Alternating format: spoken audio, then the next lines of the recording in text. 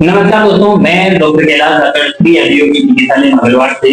साथियों, पिछले वीडियो में हमने बैक पेन यानी लंबर रीजन में होने वाले दर्द के बारे में, घुटना, मसल्स पेन और स्पाइन से रिलेटिव, नर्व से रिलेटिव कई सारी वीडियोस के ऊपर बात कर रखी है। आज के इस वीडियो में हम L4 L5 के कार्यों के ऊपर बात करने वाले हैं।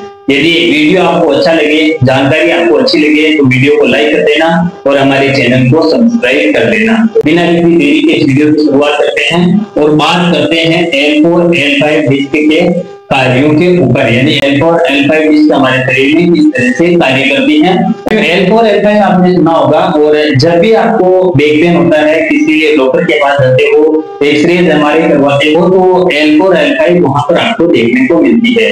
यदि आप कमर से जुड़ी समस्या से परेशान है तो L4 L5 को आप अच्छी तरह से जानते होंगे।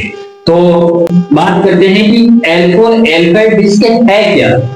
साथियों, हमारे मणकों के बीच में एक स्पंज नुमा ग्रंथि होती है, उसी को नंबरिंग की गई है। मैंने पिछले वीडियो में भी बताया कि लंबर रीजन के अंदर 5 छोटे छोटे मणके होते हैं और प्रत्येक मणके के बीच में एक ग्रंथि होती है। उनको L1 L2 के बीच में जो ग्रंथि होती है उनको L1 L2 बोलते हैं। उसी तरह से L4 L5 के बीच में जो ग्रंथि होती है उसको L4 L5 डिस्क बोला जाता है।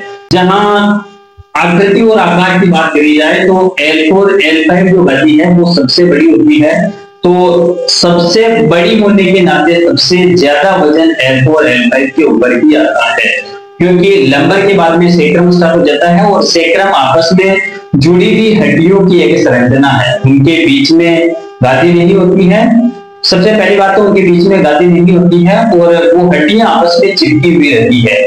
तो L4 लंबर रीजन की जो हड्डियों वाले मणकों की तरह से लंबर रीजन के मणके भी स्वतंत्र होते हैं। उनके बीच में जो ग्रंथि होती है उन्हीं के माध्यम से वो आपस में बंधे रहते हैं। ठीक है, आकृति और आकार में L4 L5 डिस्क बड़ी होती है। तो सबसे ज्यादा वजन जो है वो L4 L5 वजन उठाती है। शरीर का सबसे ज्यादा वजन L4 L5 के ऊपर पड़ता है। और जब भी हम आगे झुकते हैं, बैठते हैं, चलते हैं या फिर मूव करते हैं, दाएं बाएं झुकते हैं, तो उस समय L4 L5 गद्दी के ऊपर सबसे ज्यादा प्रेशर पड़ता है, सबसे ज्यादा गति वो करती है।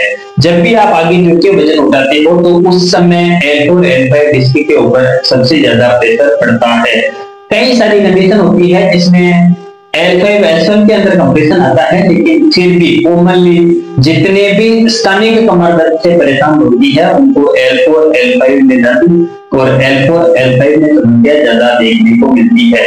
तो L4 L5 डिस्क है वो स्पाइन से निकलने वाली नर्व को एक सुरक्षा प्रदान करने का काम करती है। जब किसी भी कारण से L4 L5 डिस्क अपने स्थान से खिसकती है तो उस समय वो स्पाइन से निकलने वाली तंत्रिकाओं को दबाने लगती है। अन्यथा कई सारे व्यक्ति ऐसे होते हैं जिनको L4 L5 डिस्क अपने स्थान से खिसकने की वजह से, डिस्क हर्निएशन की वजह से और डिस्क की गादी टूटने की वजह से या फिर उसमें के बीच में जो साइनोवियल फ्लूइड होता है उस फ्लूइड की कमी की वजह से ऊपर और नीचे के दोनों जो मणके हैं वो आपस में चिपकने लगते हैं। तो उसकी वजह से कई सारी समस्याएं रोगी व्यक्ति के जीवन में आती है।